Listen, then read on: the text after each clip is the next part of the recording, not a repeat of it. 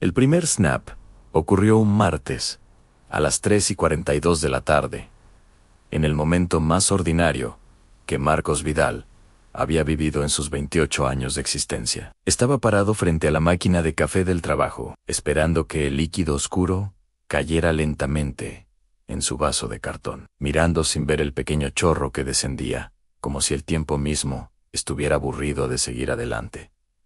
Llevaba una semana sin dormir bien. Llevaba un mes sintiéndose como una pieza suelta dentro de una máquina que seguía funcionando perfectamente sin él. Su jefe acababa de gritarle delante de todos sus compañeros porque había cometido un error en el informe trimestral, un error pequeño, casi invisible, pero suficiente para que Daniel Rojas, gerente de ventas desde hacía 12 años, encontrara la excusa perfecta para humillarlo públicamente. Marcos había sentido el calor en su cara, había sentido la vergüenza subiéndole por el cuello como una marea.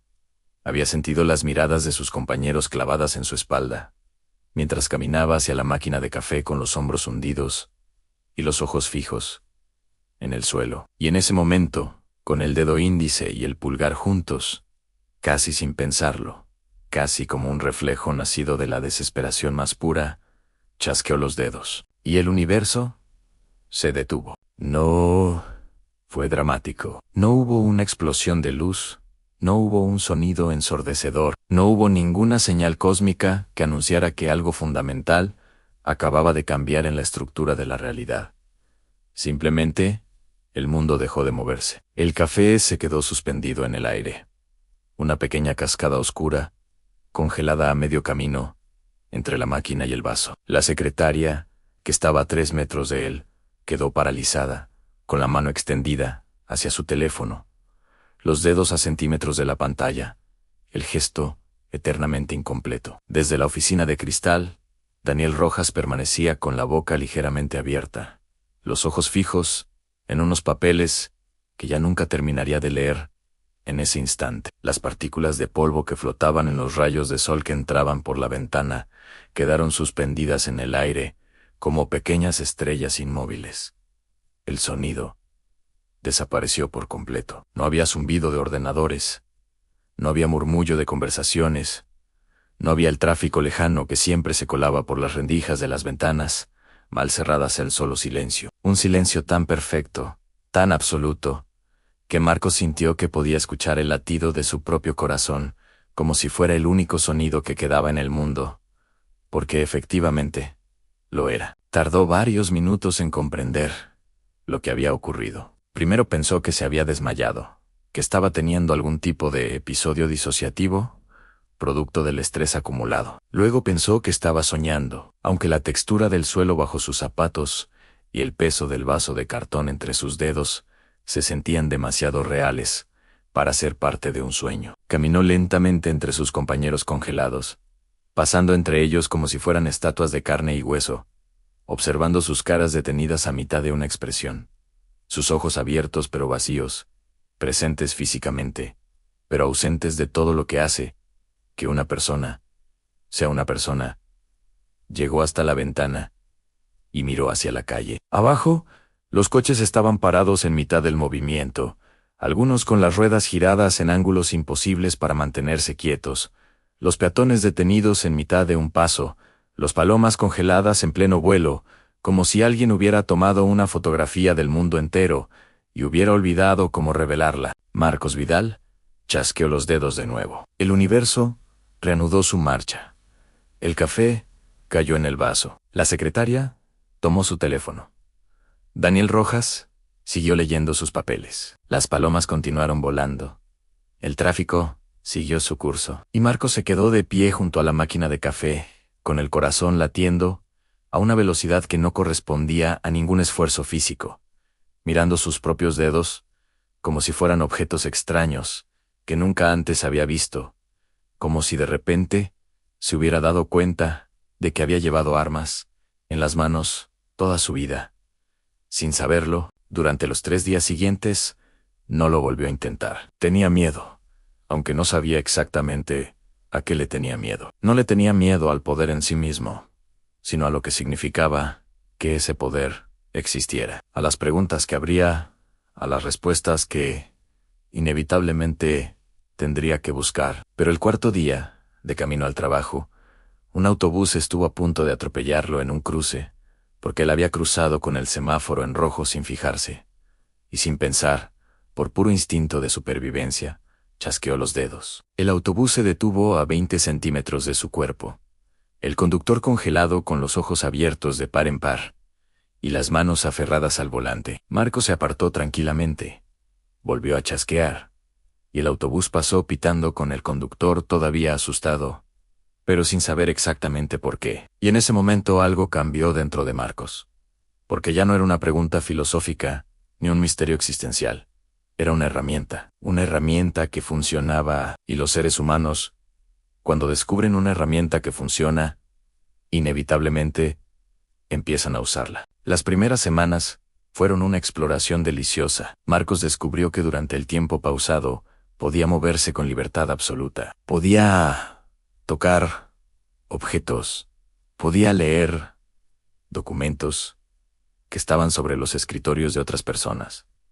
Podía reorganizar cosas. Podía incluso comer si lo necesitaba, aunque la comida tenía una textura ligeramente diferente durante la pausa. Más densa, menos viva, como si los sabores también estuvieran esperando que el tiempo reanudara su curso para desplegarse completamente. Descubrió que podía moverse tan rápido o tan despacio como quisiera dentro de la pausa, que no había límite físico a su movimiento, que podía subir escaleras y cruzar puertas y caminar kilómetros enteros, mientras el resto del mundo esperaba, inmóvil y paciente, como un público, antes de que empiece el espectáculo. Descubrió también que el tiempo de la pausa no parecía afectarle biológicamente de ninguna manera especial. Ansí pausaba durante lo que subjetivamente sentía como una hora.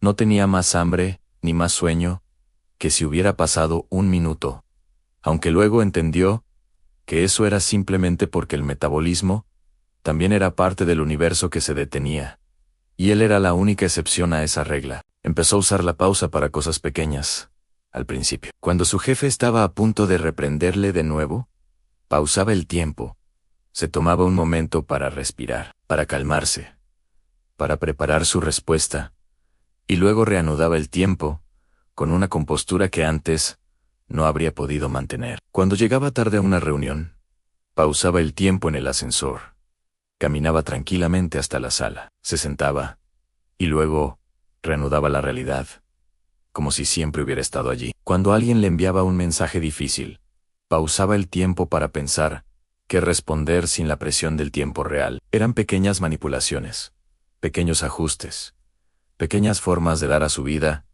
el espacio que normalmente no tenía. Y por un tiempo, funcionó. Su rendimiento en el trabajo mejoró notablemente. Su jefe le felicitó en una reunión. Sus compañeros empezaron a notarle diferente, más seguro, más tranquilo, como alguien que ha encontrado la manera de andar por el mundo sin tropezar con él a cada paso. Pero pronto los usos se volvieron más ambiciosos. El mes siguiente, descubrió el Museo de Arte Contemporáneo que estaba a 15 minutos de su apartamento, y que había pasado decenas de veces sin entrar. Nunca, porque siempre había algo más urgente que hacer. Una noche, después de que el museo cerrara, pausó el tiempo frente a la puerta principal, entró caminando entre los guardias de seguridad congelados, y pasó lo que, subjetivamente, fueron 4 horas, recorriendo las salas iluminadas por una luz que no cambiaba nunca, examinando cada cuadro de cerca, sentándose en el suelo frente a una escultura que le pareció tan hermosa que le hizo llorar, sin nadie que lo viera, sin nadie que lo juzgara, completamente solo con el arte y con su propia reacción a él. Fue una de las experiencias más intensas de su vida. Luego fue a la biblioteca municipal y leyó sentado en el suelo de la sección de filosofía durante lo que podrían haber sido 3 horas más, con los libros abiertos alrededor de él, en un círculo, saltando de uno a otro, buscando respuestas a preguntas que apenas sabía formular. Fue al parque cuando llovía y se sentó en el centro de la lluvia pausada, rodeado de gotas de agua que colgaban en el aire como perlas transparentes, y extendió la mano y tocó algunas, y sintieron frías, y reales, y perfectamente esféricas, y se preguntó, ¿cuántas personas en la historia de la humanidad habían podido tocar una gota de lluvia inmóvil y comprender que era, en esencia, el universo dándole forma al agua por una fracción de segundo? Fue durante esas exploraciones solitarias cuando Marcos comenzó a notar la primera grieta en lo que hasta entonces había sido una experiencia casi puramente placentera. La grieta era pequeña al principio, apenas una incomodidad, una sensación vaga e indefinible que aparecía cuando llevaba demasiado tiempo en la pausa. Era algo parecido a la claustrofobia, pero al revés. No era la sensación de que el espacio se cerraba a su alrededor, sino la sensación de que el espacio era infinito y vacío, y que él era el único punto de conciencia dentro de esa infinitud. Era la sensación de que el mundo entero era un decorado perfectamente construido, y él era el único actor que había llegado al teatro, y todos los demás actores eran simplemente muñecos de utilería colocados en sus posiciones por alguien que nunca vendría a completar la obra. Era la sensación, en resumidas cuentas, de una soledad que no tenía nombre, porque nunca antes había existido en la experiencia humana. Pero Marcos la ignoró, o lo intentó, porque los beneficios seguían siendo demasiado tangibles, demasiado concretos, demasiado útiles para renunciar a ellos, por una incomodidad que podía atribuirse a la imaginación o al exceso de tiempo libre. Siguió usando la pausa. La usó el día que conoció a Andrea en una fiesta, cuando necesitó tiempo para pensar qué decir después de que ella le hiciera una pregunta que le dejó sin palabras. La usó cuando su madre le llamó, llorando a las 11 de la noche, y él necesitó un momento para prepararse emocionalmente, antes de escuchar lo que ella iba a contarle. La usó cuando conducía y no encontraba aparcamiento, pausando el tiempo para explorar la calle a pie y localizar el hueco perfecto antes de volver al coche y llegar directamente al sitio correcto. La usó para preparar presentaciones en el trabajo, mientras sus compañeros esperaban congelados en la sala de juntas y él ordenaba sus notas con calma. La usó, en definitiva, para construirse una vida que desde fuera parecía extraordinariamente ordenada, extraordinariamente competente, extraordinariamente serena, y que por dentro estaba construida sobre la trampa más sofisticada que jamás había existido: la ilusión de que el tiempo podía ser controlado sin consecuencias. Andrea fue importante. Durante 2 meses, Marcos intentó genuinamente no usar la pausa cuando estaba con ella. Quería que esa relación fuera real, en todos los sentidos de la palabra. Quería que las conversaciones fueran espontáneas y verdaderas.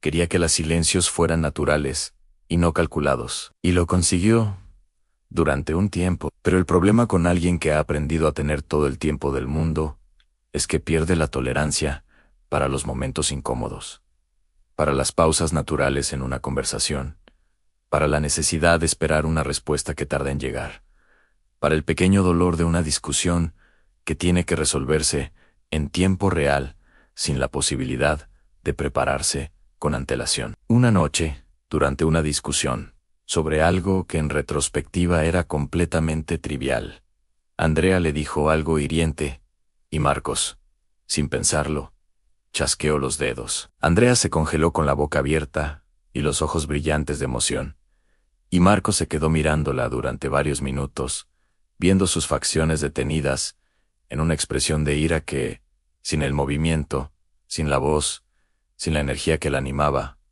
parecía extrañamente triste. Luego caminó hasta la cocina, se sirvió un vaso de agua, lo bebió despacio, pensó en lo que quería decir, regresó a la sala y reanudó el tiempo. Andrea terminó su frase. Marcos respondió con una calma que a ella le pareció admirable y a él le pareció vacía.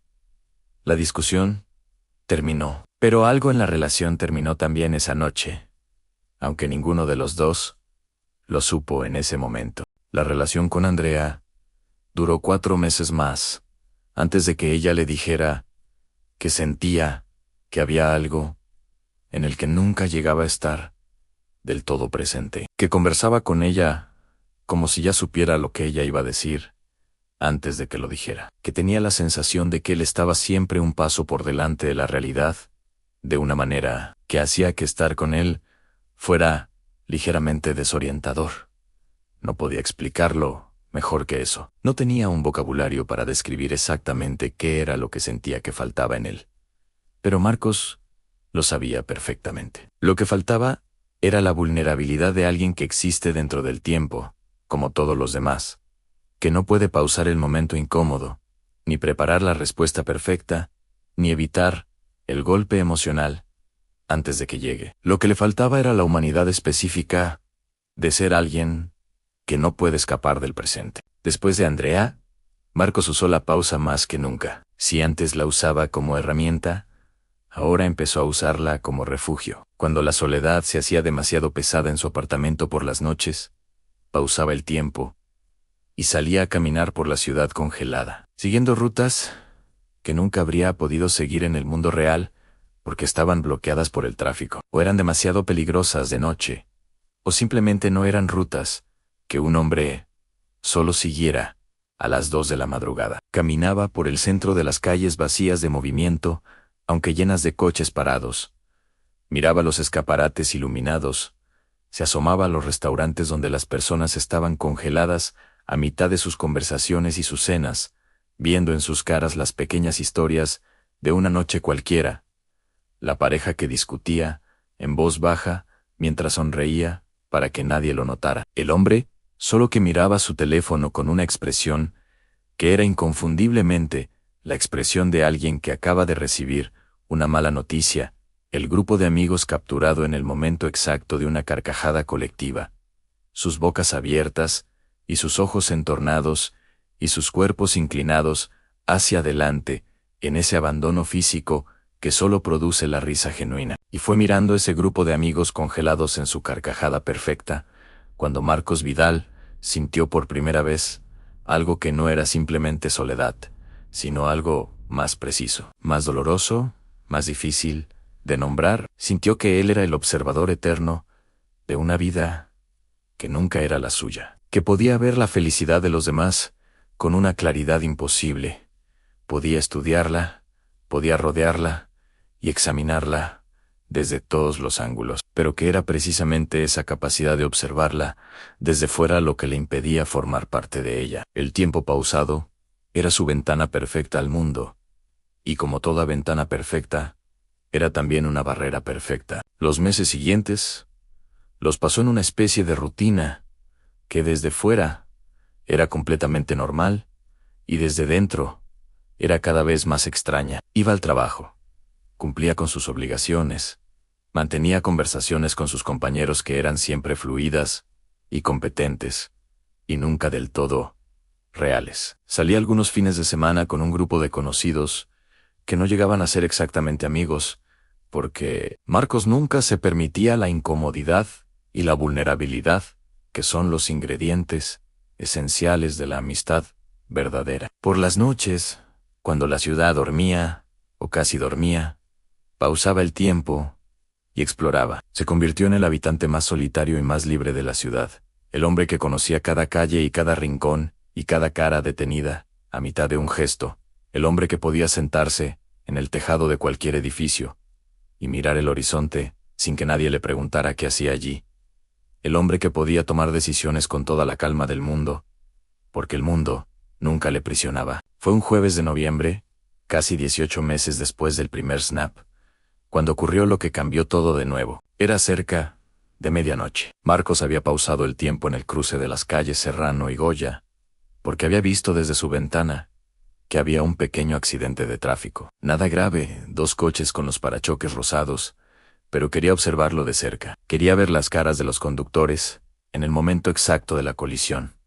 Esa fracción de segundo en que el cerebro humano procesa que algo ha ido mal. Era un hábito que había desarrollado sin darse cuenta en buscar los momentos de intensa emoción humana y congelarlos, estudiarlos, como si de esa manera pudiera aprender algo sobre las emociones que él mismo ya no parecía capaz de sentir con la misma intensidad que antes. Se acercó al primero de los coches.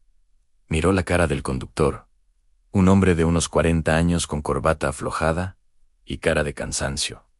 Y luego Se giró hacia el segundo coche para observar al otro conductor.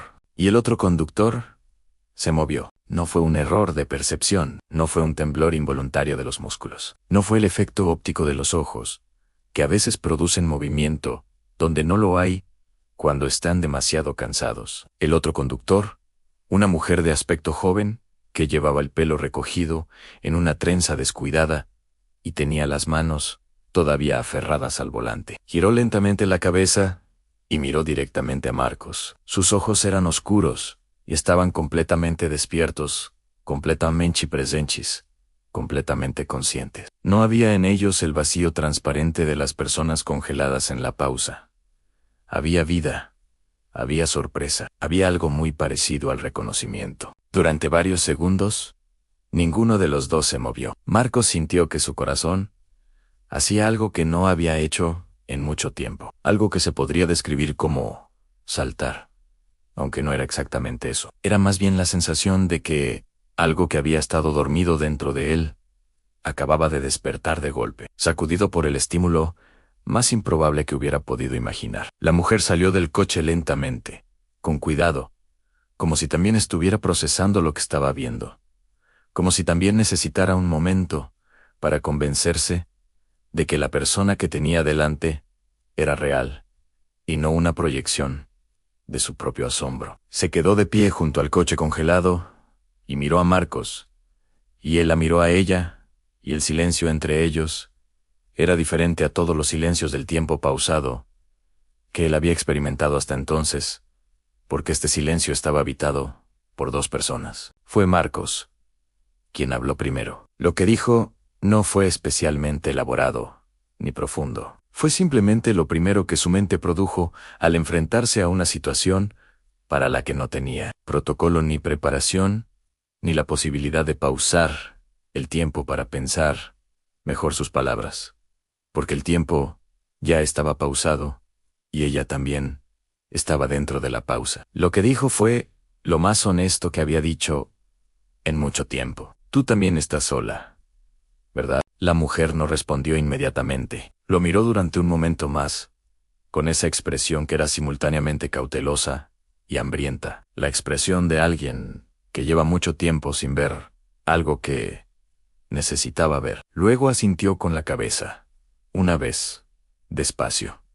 Desde hace 2 años, dijo, casi exactamente 2 años. Se llamaba Lucía. Lucía Vegan tenía 31 años y trabajaba como traductora desde casa, lo cual, según explicó, mientras caminaban juntos por el cruce congelado, sin ningún destino particular. Era una forma de vida que había escogido mucho antes de desarrollar su capacidad, pero que después se había convertido en la forma más coherente de existir que podía imaginar para alguien que vive parcialmente fuera del tiempo. Era traductora de 4 idiomas. Vivía sola en un apartamento en el barrio de Lavapiés y había descubierto su poder una tarde de enero, 2 años antes, mientras intentaba abrir la tapa de un frasco de mermelada que se había atascado. Cuando la frustración acumulada de varias semanas difíciles había llegado a un punto de saturación y sus dedos habían producido un snap casi involuntario, y el frasco se había quedado suspendido en el aire, con la tapa todavía cerrada, y ella se había dado cuenta, mirando la mermelada flotante, de que el mundo se había detenido. Mientras ella le contaba esto, mientras caminaban entre los coches y las personas y los perros congelados del cruce de Serrano y Goya, Marcos sintió algo que no había sentido desde hacía tanto tiempo, que casi no reconoció la sensación. Sintió que alguien le entendía, no de la manera vaga y aproximada en que una persona puede entender a otra cuando han tenido experiencias similares, sino de la manera exacta y precisa en que solo pueden entenderse 2 personas que han vivido exactamente lo mismo, que han sentido exactamente el mismo vértigo y la misma euforia y la misma grieta creciente de una soledad que no tiene nombre, porque nunca ha existido antes. Le contó de la vez que había intentado usar la pausa para arreglar su relación de ese entonces. Un hombre llamado Roberto, que tocaba la guitarra y hacía las mejores migas de pan que Lucía había probado en su vida, y que al final la había dejado porque según él había algo en ella que era imposible de alcanzar, algo que siempre estaba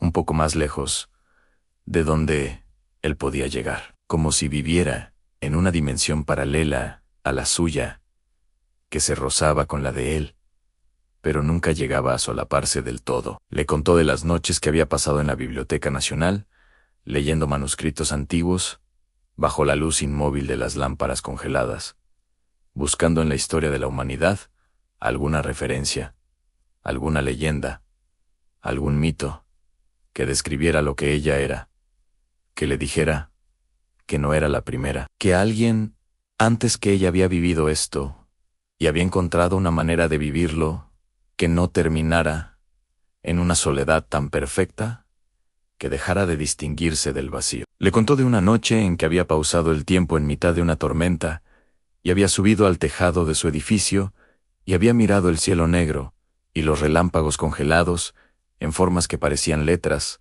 de un alfabeto que nadie sabía leer.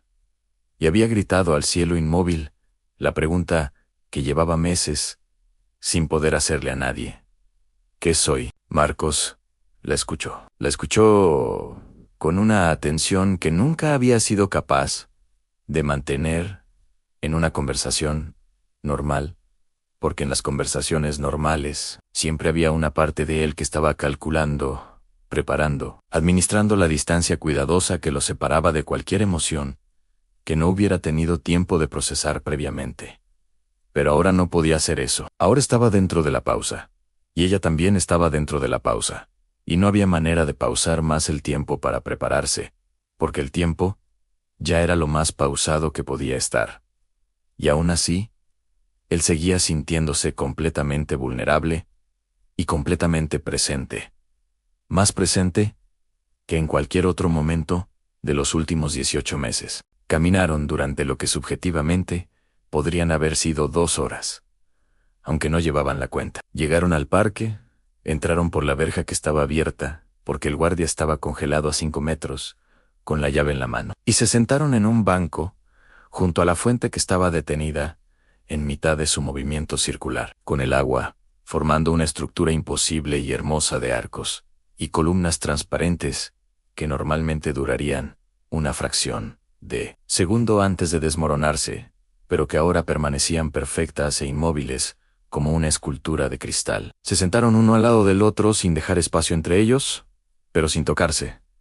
Tampoco, con esa distancia que existe entre dos personas que llevan mucho tiempo sin estar cerca de nadie, y que no saben exactamente cómo volver a hacerlo, sin que duela. ¿Cuándo fue la última vez que te sentiste parte de algo?, le preguntó Lucía. Marcos pensó en la pregunta durante un momento. Pensó en sus compañeros de trabajo, en los conocidos de los fines de semana, en Andrea, en su madre que le llamaba los domingos, y con quien mantenía conversaciones que eran afectuosas y competentes, y cuidadosamente vacías, de cualquier cosa que pudiera resultar difícil de manejar en tiempo real. Pensó en el grupo de amigos congelados en su carcajada perfecta, que había visto en el restaurante hace meses, y que desde entonces había vuelto a ver varias veces durante sus caminatas nocturnas en pausa, como si su mente los hubiera catalogado como el símbolo más preciso de lo que él no tenía. No lo sé, respondió. Quizás antes del primer snap, quizás incluso antes de eso. Lucía asintió como si eso era exactamente lo que esperaba escuchar. Luego dijo algo que Marcos no esperaba. A veces pienso que nosotros no somos personas que tienen un poder, dijo. A veces pienso que somos el poder y que las personas somos solo el contenedor. Marcos la miró. ¿Qué quieres decir? Quiero decir que si el universo fuera un programa informático, nosotros seríamos bugs, errores en el código, lugares donde el programa no funciona exactamente como se supone que debe funcionar. Y me pregunto si los errores en un programa son simplemente errores, o si tienen algún propósito que el programa mismo no puede ver, porque está diseñado para seguir las reglas, y los errores están, por definición, fuera de las reglas. Marcos miró la fuente congelada frente a ellos. El agua formaba esos arcos perfectos e imposibles que solo eran visibles desde dentro de la pausa. Estructuras que el tiempo normal no permitía ver porque las destruía en el mismo instante en que las creaba. Pensó que quizás eso era una metáfora de algo, aunque no estaba seguro de qué. O quizás, dijo despacio,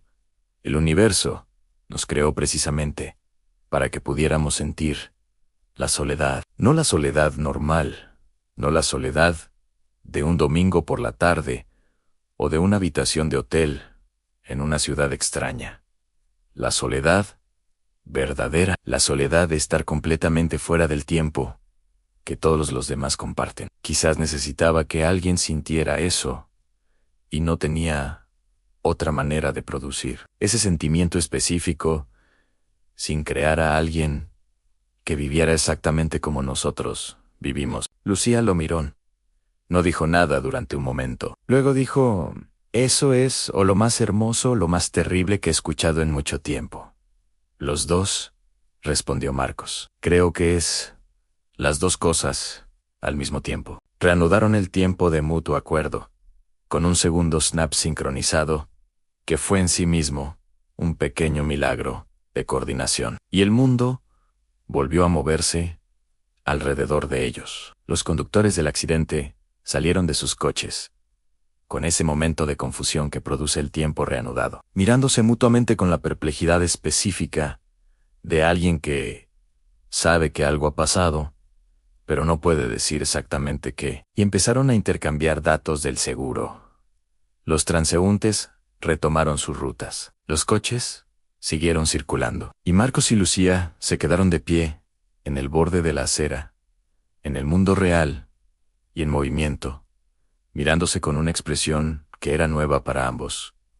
O quizás, no nueva, sino recuperada, desempolvada, traída, de vuelta, desde algún lugar donde la habían guardado, sin saber que algún día la necesitarían. Intercambiaron números de teléfono. Quedaron para el día siguiente. Luego Lucía se subió a su coche golpeado, y Marcos la vio alejarse por la calle Goya, y sintió algo que tampoco había sentido en mucho tiempo. Algo que tardó en identificar correctamente, porque hacía tanto que no era de este tamaño en esperanza. Durante las semanas siguientes, se vieron todos los días. A veces, con el tiempo normal, en cafeterías y parques y calles, que eran simplemente calles y no decorados congelados para la exploración solitaria de un ser que no terminaba de pertenecer a ningún lado. A veces en pausa, caminando juntos por la ciudad detenida,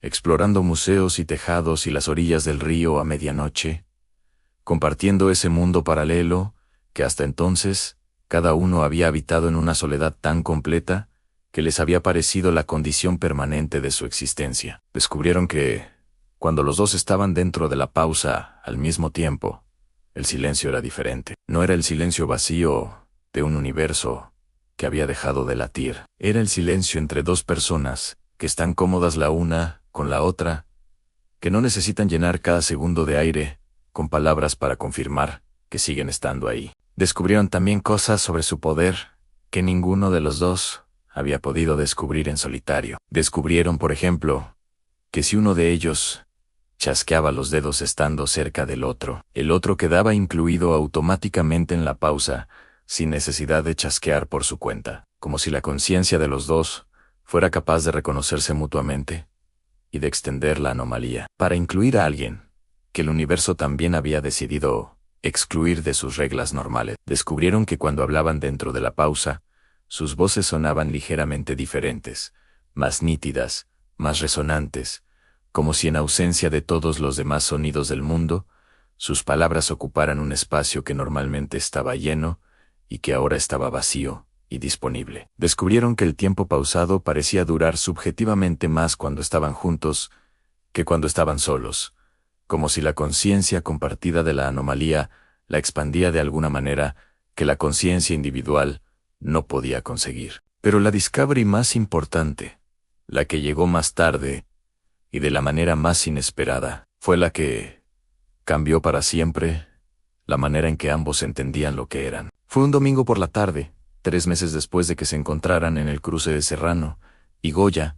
Estaban en el apartamento de Lucía, con el tiempo normal corriendo a su alrededor, tomando café y discutiendo sobre una traducción complicada que ella había estado haciendo toda la mañana. Cuando Marcos dijo algo que llevaba tiempo pensando, pero que hasta ese momento no había dicho en voz alta, porque no había tenido a nadie que fuera capaz de escucharlo en todos sus matices. Dijo que a veces, cuando estaba dentro de la pausa solo, tenía la sensación de que el universo le estaba mirando, no de manera amenazante, no como una vigilancia, sino como una atención, como si algo enorme y silencioso y fundamentalmente indiferente a los detalles humanos de la existencia hubiera dirigido momentáneamente su atención hacia ese punto específico del espacio-tiempo, donde existía un ser que podía detenerlo, y que a su vez era detenido por su propia capacidad de pararlo. Lucía dejó su taza en la mesa. Lo miró con una expresión que él ya sabía reconocer, la expresión de alguien que acaba de escuchar algo que lleva tiempo pensando, sin saber cómo formularlo. Yo siento lo mismo, dijo, pero yo lo describiría de manera diferente.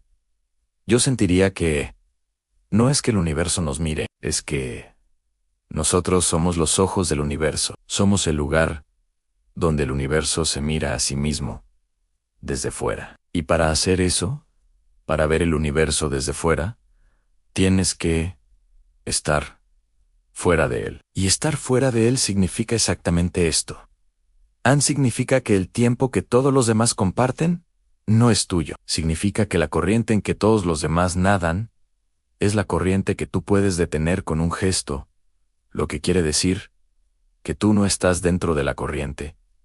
Estás en la orilla. Y desde la orilla puedes ver el río entero, pero no puedes nadar en él. Marcos pensó en esto durante un momento. Luego dijo, ¿y si la razón de que nos hayamos encontrado es exactamente esa? ¿Y si no somos errores accidentales, sino algo que el sistema necesitaba para poder observarse? ¿Y si el universo puso en nosotros esta capacidad precisamente porque sin alguien que pudiera detenerlo, no habría nadie que pudiera verlo entero? Y sin que nadie lo vea entero, el universo existe, pero no se experimenta a sí mismo. ¿Eso nos hace especiales?, preguntó Lucía. ¿O nos hace instrumentos? Ambas cosas, respondió Marcos. Igual que antes dijiste que lo que yo había dicho era hermoso y terrible al mismo tiempo. Creo que somos especiales de la manera en que los instrumentos son especiales. Somos exactamente lo que somos y no podemos ser otra cosa. Y eso tiene una dignidad propia, aunque también tenga un costo. Lucía se quedó en silencio durante varios segundos. Fuera del apartamento, la ciudad seguía moviéndose con la normalidad indiferente de todo lo que existe, sin preguntarse por qué existe. Un coche pasó por la calle. Alguien en el piso de arriba cerró una puerta con más fuerza de la necesaria. Una paloma aterrizó en el alféizar de la ventana. Miró hacia adentro con esa expresión perplejamente inteligente que tienen las palomas cuando se encuentran cerca de los humanos, y luego voló de nuevo, sin haber tomado ninguna decisión visible. No somos personas, dijo Lucía finalmente. No del todo. Somos la pregunta que el universo se hace sobre sí mismo, y que no puede formularse dentro de sí mismo, porque toda pregunta necesita un exterior desde donde formularse. Somos el afuera del universo. Y el afuera del universo es, por definición, el lugar más solitario que existe. Marcos extendió la mano sobre la mesa. Lucía la miró durante un momento, y luego puso su mano sobre la de él. Eran 2 manos juntas sobre una mesa de madera, en un apartamento de lavapiés, en una tarde de domingo, en una ciudad que seguía moviéndose a su alrededor, con la hermosa indiferencia de todo lo que no sabe, que está siendo observado. Eran 2 anomalías del universo.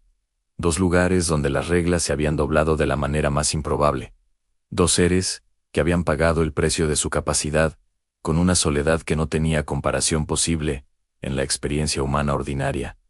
Y que ahora, quizás por primera vez, desde que habían desarrollado esa capacidad, no estaban solos. No completamente. No del todo. ¿Y eso? Pensó Marcos mirando la mano de Lucía sobre la suya. Eso era suficiente. No era la solución. No era el fin de la soledad. No era la manera de volver a ser simplemente un hombre, dentro del tiempo, como todos los demás hombres, porque eso ya no era posible. Y quizás nunca lo había sido, realmente. Quizás siempre habían sido esto. Y el primer snap había sido simplemente el momento en que lo descubrieron, en lugar del momento en que se volvieron lo que eran. Pero era suficiente. Era la diferencia entre ser el único punto de conciencia en un universo vacío y ser uno de dos puntos de conciencia en un universo vacío, y aunque matemáticamente la diferencia fuera casi insignificante, existencialmente, era la diferencia entre el silencio que destruye y el silencio que sostiene. Esa noche, tarde, cuando Lucía ya se había dormido, y Marcos estaba despierto en la oscuridad, mirando el techo del apartamento, escuchar el ritmo suave y regular de la respiración de ella, chasqueó los dedos suavemente, casi sin querer, casi como un pensamiento que se le hubiera escapado por los dedos. El universo se detuvo. La respiración de Lucía se detuvo. El corazón de Lucía se detuvo. La vida entera de Lucía se detuvo en una fracción de segundo, perfectamente suspendida. Y Marco se quedó mirando su cara dormida en la oscuridad inmóvil. Esa cara que era la cara de alguien que también había estado sola de la manera más completa, y que también había encontrado, en el lugar más improbable, y en el momento más inesperado, un reflejo. Luego chasqueó los dedos de nuevo. Lucía siguió respirando. El universo siguió, y Marco cerró los ojos, y pensó que quizás el universo había cometido dos errores, o quizás no había cometido ninguno. Quizás todo era exactamente como debía ser. Quizás la soledad más profunda que podía existir no era un accidente, sino una preparación, un vaciado necesario, el proceso mediante el cual algo que iba a ser llenado de una manera particular, primero tenía que ser vaciado de todas las otras maneras posibles. Quizás dos seres que nunca hubieran conocido esa soledad específica, esa soledad de estar fuera del tiempo, mientras el tiempo sigue corriendo para todos los demás, nunca habrían podido reconocerse el uno al otro con esa certeza inmediata y absoluta que habían sentido en el cruce de Serrano y Goya. Esa certeza de ver en el otro no simplemente a una persona interesante o atractiva o compatible, sino a alguien que era exactamente lo mismo que tú, que había estado exactamente donde tú habías estado, que llevaba exactamente la misma marca invisible que tú llevabas, la marca de haber vivido en los márgenes del tiempo en lugar de dentro de él. Errors del sistema, había dicho Lucía. Bugs en el código del universo. Quizás, pensó Marcos, mientras el sueño lo alcanzaba finalmente. Quizás los errores son la parte más interesante de cualquier sistema. Quizás el universo sin errores sería perfecto y previsible, y completamente incapaz de sorprenderse a sí mismo. Quizás los errores son la manera que tiene el sistema de explorar lo que no puede explorar, siguiendo sus propias reglas. Quizás ser un error no es ser un defecto, sino ser una frontera. Un límite donde las reglas se doblan, y en el doblarse revelan algo sobre la naturaleza de las reglas, que las reglas por sí mismas nunca podrían revelar. Y quizás dos errores que se encuentran no se cancelan mutuamente, sino que se amplían, que crean juntos un espacio de anomalía más grande y más rico que el que cada uno podía crear por su cuenta. Un espacio donde las preguntas que el universo no puede hacerse desde dentro pueden formularse con más precisión y más belleza que nunca. Marcos Vidal se quedó dormido con la mano de Lucía Vega entre las suyas. En un apartamento en Lavapiés, en una ciudad que dormía y se movía y vivía dentro del tiempo, con la confianza ciega de todo lo que nunca ha tenido razón para dudar de que el tiempo seguirá corriendo. Y afuera, la ciudad continuó su rumor suave de existencia ordinaria. Y las estrellas continuaron en sus posiciones de siempre. Y el universo siguió expandiéndose hacia los bordes de lo que puede existir, llevando consigo, en algún rincón microscópico de su inmensidad, a dos anomalías que dormían juntas y que por primera vez, desde que habían aprendido lo que eran, no sentían que estar fuera del tiempo fuera únicamente una pérdida, sino también, de alguna manera que todavía no terminaban de comprender del todo, un regalo extraño, un regalo que dolía, un regalo que había costado más de lo que cualquiera de los dos había estado dispuesto a pagar cuando el primer snap había ocurrido en un momento ordinario, y sin anuncio, y sin la menor posibilidad de preparación, en una tarde de café y vergüenza en una oficina de cristal, o en una tarde de mermelada y frustración en un apartamento pequeño, en el momento exacto en que el universo había decidido, por razones que probablemente nunca llegarían a comprender completamente, hacer una excepción a sus propias reglas en la forma de dos personas que a partir de entonces serían siempre, simultáneamente, más libres y más solas que cualquier otro ser humano que hubiera existido jamás, hasta que se encontraron en un cruce de medianoche, con el tiempo pausado alrededor de ellos, y los ojos de uno, mirando los ojos del otro, con esa pregunta que solo puede hacerse alguien que ya sabe la respuesta, pero necesita escucharla en voz alta para creerla del todo. Tú también estás sola, ¿verdad? Sí, había respondido Lucien sí. Y en ese sí estaba todo Andola, confirmación de que no estaban rotos, sino construidos de una manera particular, de que su soledad no era el final de algo, sino el principio de algo, que todavía no tenía nombre, pero que ya tenía forma. La forma de dos manos sobre una mesa y una respiración que seguía después de que el universo hubiera sido detenido y reanudado. La forma de dos errores que habían encontrado la manera de ser juntos, el único tipo de corrección que un error puede esperar encontrar. No el regreso a la normalidad, sino el descubrimiento de que hay otra anomalía que comparte exactamente tu forma, que ocupa exactamente tu espacio en el margen del sistema, que ha pagado exactamente tu precio, y que por eso, y solo por eso, puede estar contigo de una manera en que nadie que viva dentro de las reglas podría jamás estar. El universo siguió expandiéndose. El tiempo siguió corriendo. Y en algún lugar, dentro de ese tiempo, que corrían, dos excepciones a las reglas del universo dormían con las manos entrelazadas, y no necesitaban pausar nada porque, por primera vez, desde que se habían vuelto lo que eran, el presente era exactamente donde querían estar.